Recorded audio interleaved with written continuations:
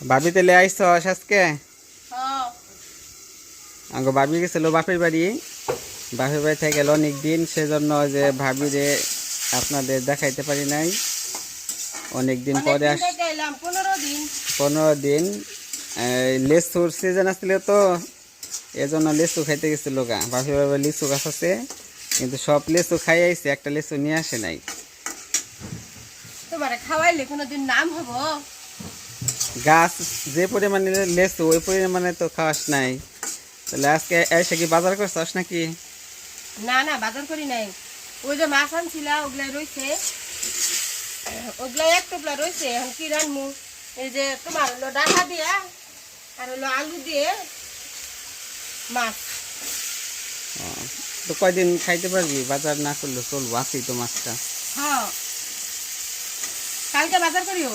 অনেকদিন পরে যে ভাবি রান্না করতেছে, আসতে সকালে এসে যে রান্না বসাই দিচ্ছে। রিহান কো? রিয়ান ওই যে স্কুল গেছিল, স্কুল থেকে ওই আসলো। যে রিহান, তুমি স্কুলে গেছিলে? গরম লাগছে স্কুল থেকে এসে?